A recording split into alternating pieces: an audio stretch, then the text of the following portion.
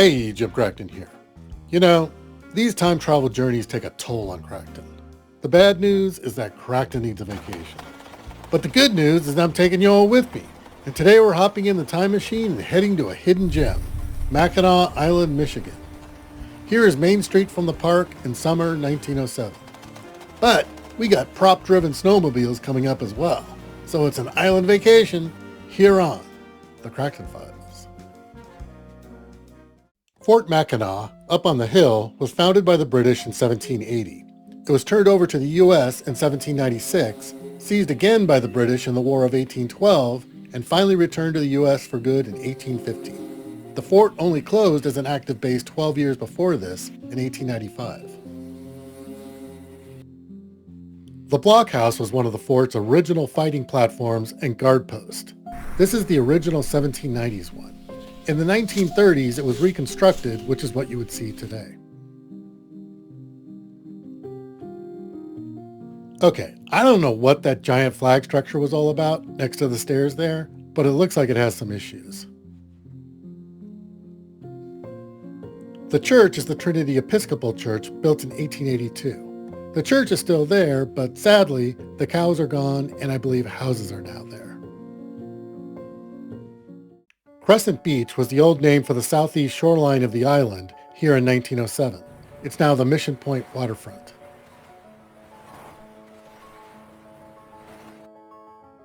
I think I'd also be wanting to take that carriage up the hill.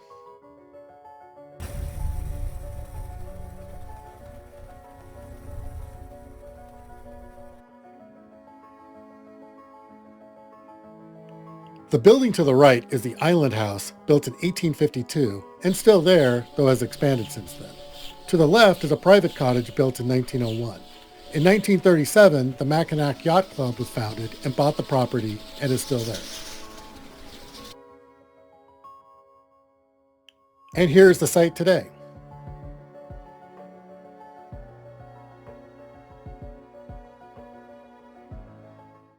British Landing was where British troops landed in 1812 during the War of 1812. They forced the surrender of Fort Mackinac without a fight.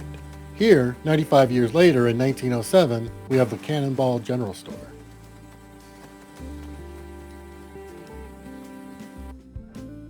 Looks like we got Welch's grape juice, homemade bread, and a new novel, Blackbird, A Romance of Mackinac Island. I looked it up. It's a coming-of-age story about a Mackinac Native American girl published in 1907. It's public domain, and I put a link in the description if you want to check it out. Over here, we got red, white, and brown pop and some local notices. Hey, for sale, building lots on the early farm. I wonder if that's where the cows are. A couple things for sale, and I couldn't quite make out that piece of paper. It's something island. Looks like we have a family that stopped for a few items. Father, are we there yet?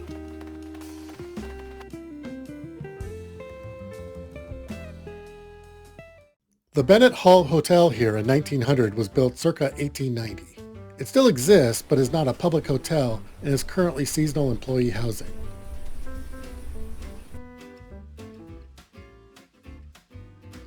In these days, it was very common for hotels to stage a porch group photo shot of all the guests once or twice a season.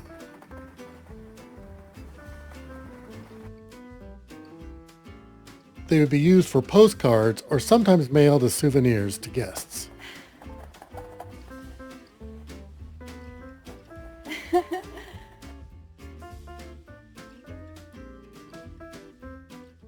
Here's another view of Main Street about 1915.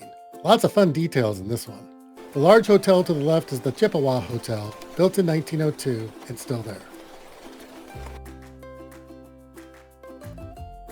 Note the fancy lady, but what really caught my attention is that she's taller than the gentleman she's with. Very rare in those days.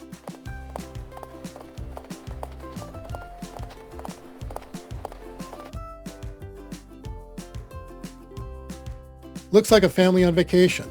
The man has a straw boater hat, very common in the summer. The girl looks like she just wants to jump ahead.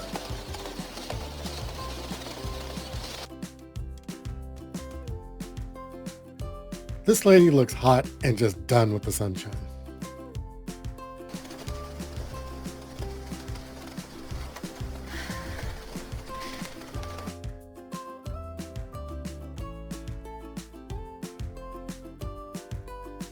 And here's what the modern street looks like.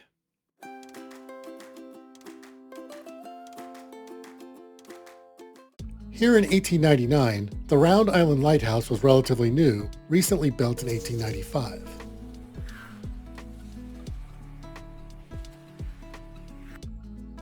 The men in the boat might be William Marshall, who was appointed in the late 1890s.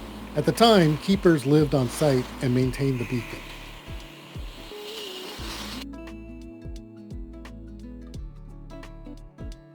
Not sure who this is in the chair, but it might be his wife Matilda.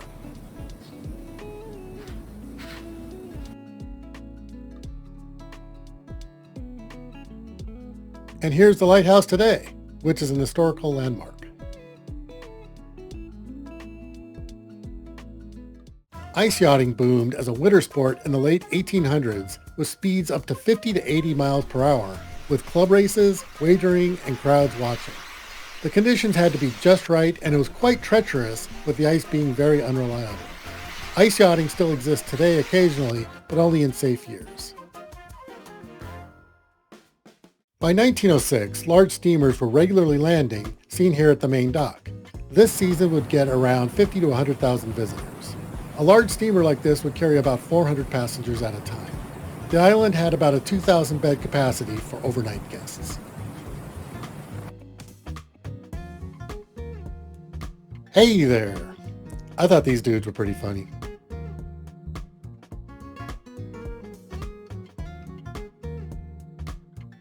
This shows souvenir shops and film shops were big in 1906.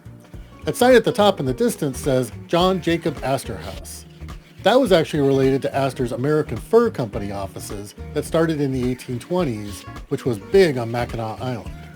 Astor died in 1848. By this time, the building was a boarding house using Astor's name for marketing purposes. The Grand Hotel was the big hotel on the island. Only 13 years old in this 1900 picture, it was built in 1887 by a consortium of two railroads and a steamship company to attract tourists to the island as a resort destination.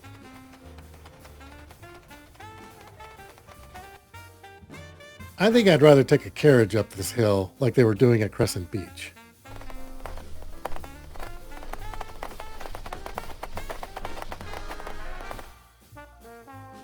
It soon became famous for its 660-foot world's longest porch. In 1980, the movie Somewhere in Time was shot here at the hotel, and they now host annual fan watch party weekends. Here's Main Street from the other direction where you can see the park. One unique thing about the island is that cars were banned all the way back in 1898 because they were concerned they were scaring the horses, and they just kept them banned. Today, horse-drawn carriages are still everywhere on the island.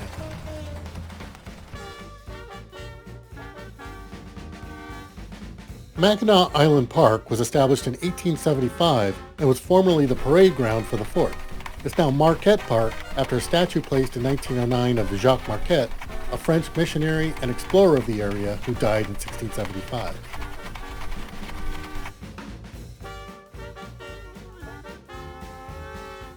One of the cool things about Mackinac Island is that in some years, the strait freezes over and forms an ice bridge to the island. It's roughly 5 miles to the island, so in the winter people can walk back and forth until the March thaw. Here in the 1930s, you can see people walking across. The boat in the background may or may not be stuck in the ice. Ferries sometimes got stuck, and in this era, assistance wasn't guaranteed or quick. Routine ice breaking didn't begin until the mid-1940s or so. The Odawa were one of a number of tribes around the general mainland area who likely migrated around the 1600s. The word Odawa means traders. They actually sided with the British in the War of 1812. By this time in 1903, they came to the island seasonally to sell handcrafted goods. Before snowmobiles with tracks, home-built snowplanes with rear propellers were common around the area in the late 1930s and 40s, and were typically open cockpit like this one. They faded out in the 1950s as more conventional snowmobiles took over.